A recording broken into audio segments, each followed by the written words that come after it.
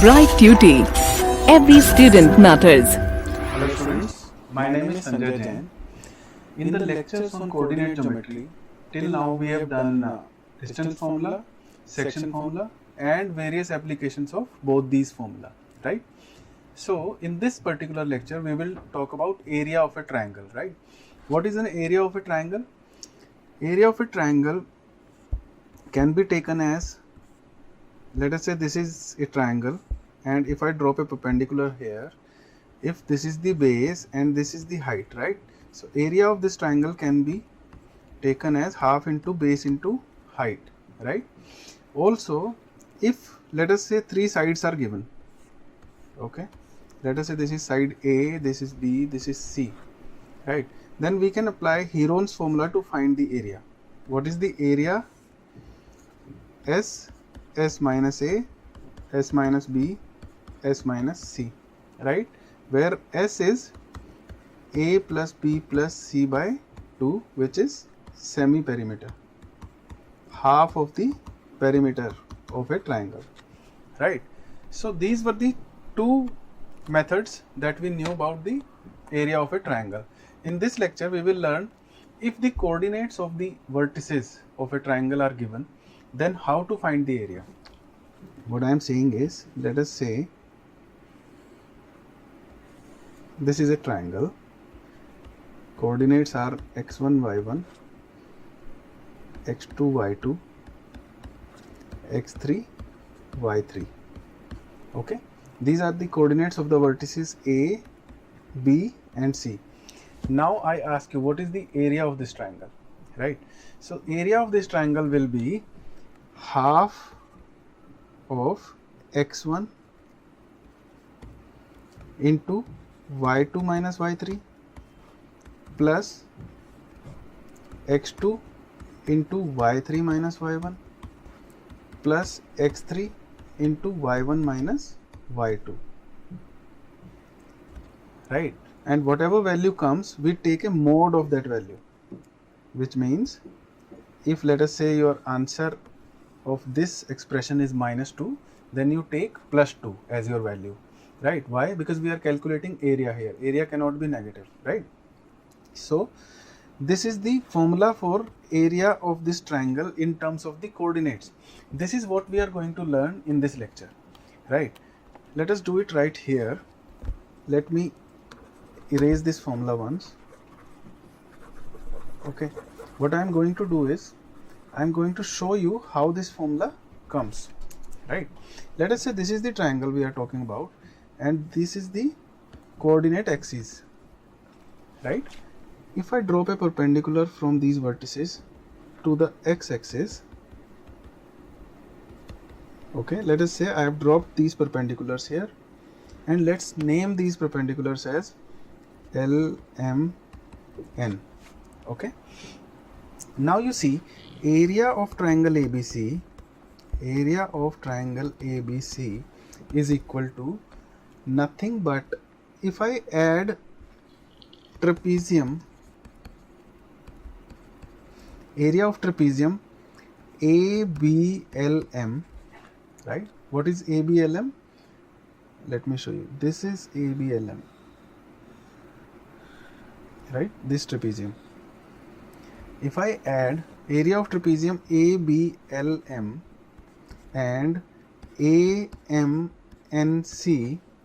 right, and then subtract area of trapezium BCNL from it, right, what will I get?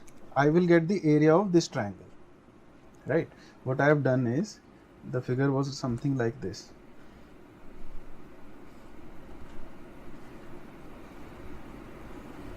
right? I have done is, I have subtracted this plus this minus this one, right? So I have got this area, right? So now you know the area of a trapezium. What is the area of a trapezium? Area of a trapezium, area of trapezium is equal to half of sum of parallel sides into distance between the parallel sides, into distance between the parallel sides. For example, area of ABLM will be equal to how much? Half of sum of parallel sides. So how much is this side?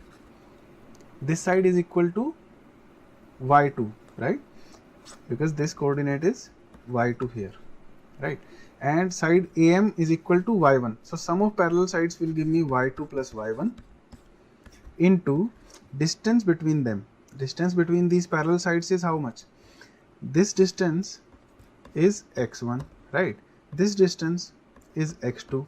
So distance between parallel sides will be x1 minus x2, right?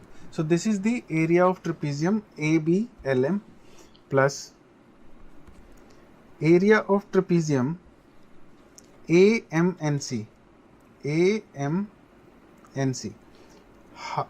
Half I have already taken common. So sum of parallel sides. What is sum of parallel sides? y1 plus y3. y1 plus y3 into distance between them. Distance, what is the distance? x3 minus x1. x3 minus x1, right? This much is x3, this much is x1. So this distance is x3 minus x1, right? So I have added these two areas. Now I have to subtract area of this trapezium BCNL, right? So what is the sum of parallel sides? y2 plus y3, y2 plus y3 into distance between these two parallel sides, x3 minus x2, x3 minus x2, right? So this is what we are going to calculate here, right? So half of, let's talk about x1 first. If I take x1 as common, what will I get here? y1 plus y2, and another x1 I will get from here. The coefficient of x1 will be y1 and y3 with a negative sign. So minus y1 minus y3, right? So this is the way I am calculating. You can simply multiply it and then club the terms, right? Otherwise, I have taken x1 from the point of view of x1. This one will give me y1 plus y2 and this one will give me minus y1 minus y3. So I have written it here. Now from the point of view of x2, here I will get minus y2 minus y1, right? From here I will get plus y2 plus y3, right? So this is what I get with x2. Now with x3, what I will get is y1 plus y3 and minus y2 minus y3, right? Now you see y1 gets cancelled here and y2 is cancelled here and y3 cancelled here. So this will give me half of x1 y2 minus y3 plus x2 y3 minus y1 plus x3 y1 minus y2, right? And you have to write the mod here, mod of this expression y1 y2 minus y3 plus x2 y3 minus y1 plus x3 y1 minus y2, mod, right? This mod means nothing but look, this is the area of the triangle, right? With the coordinates x1 y1 x2 y2 and x3 y3, and this area cannot be negative, right? So you have to write this into these two vertical lines. These are known as mod. If you write mod of minus 2, it will give you 2. Mod of 4 will give you 4, right? So mod of x is greater than or equal to 0. It is a non-negative quantity, right? So you have to apply mod here. So this is the area of the triangle, and you need to tell me, what if this area is equal to 0? What kind of triangle will it be?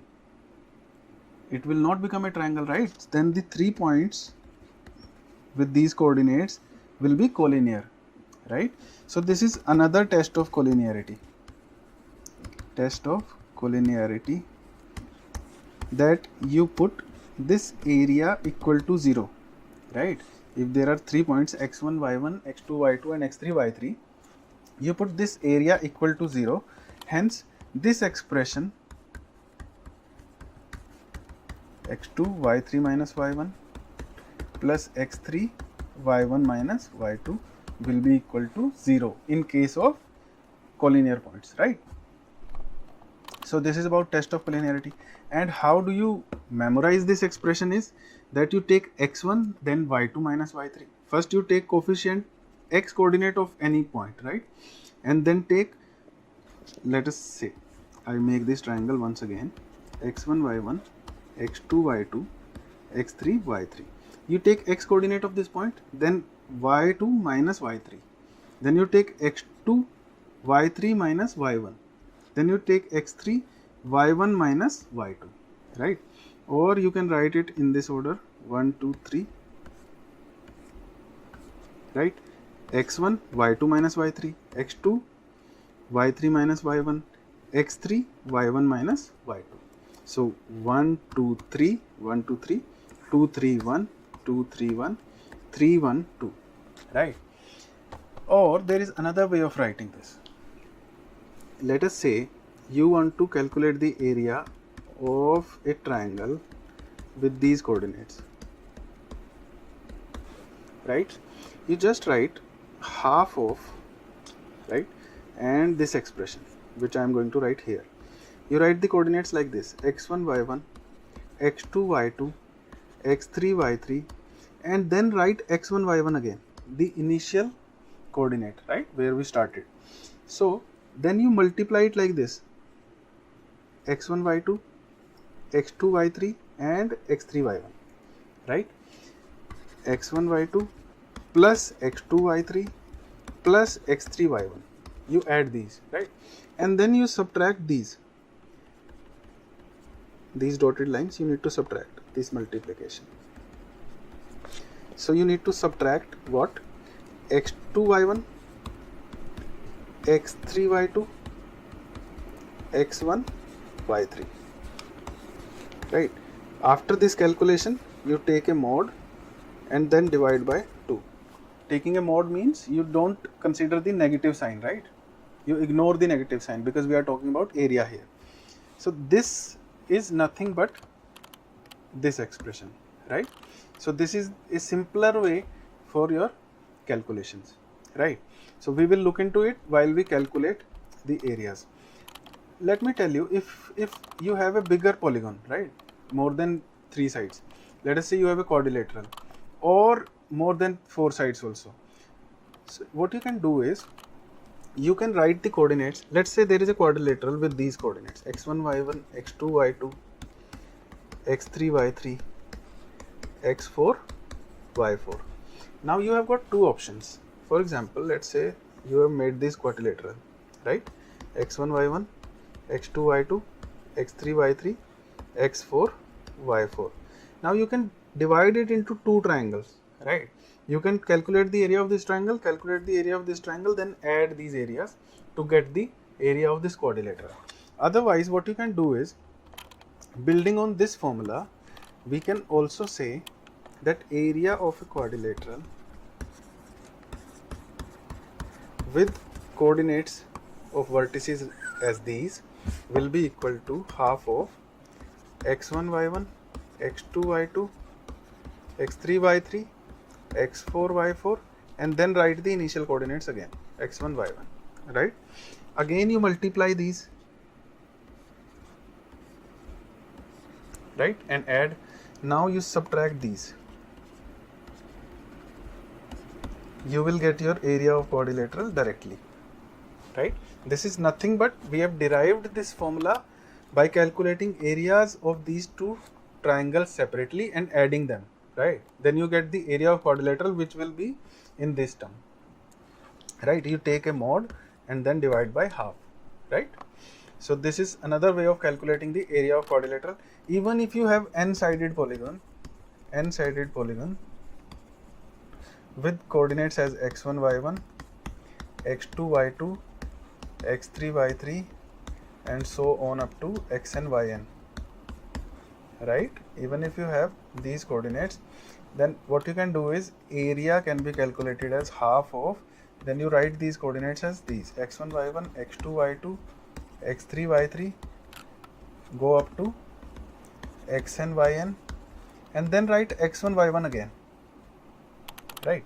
Now you take these product x1 y2, x2 y3, right, x3 y4, and add these and subtract x2 y1, x3 y2, and these, right? These you need to subtract. You'll get the area of this polygon with these coordinates, right? Okay. So what you have learned so far is area of a triangle, area of n-sided polygon, and the test of collinearity, that if area is equal to 0, then these points will be collinear. The 3 points that we were talking about, area of triangle.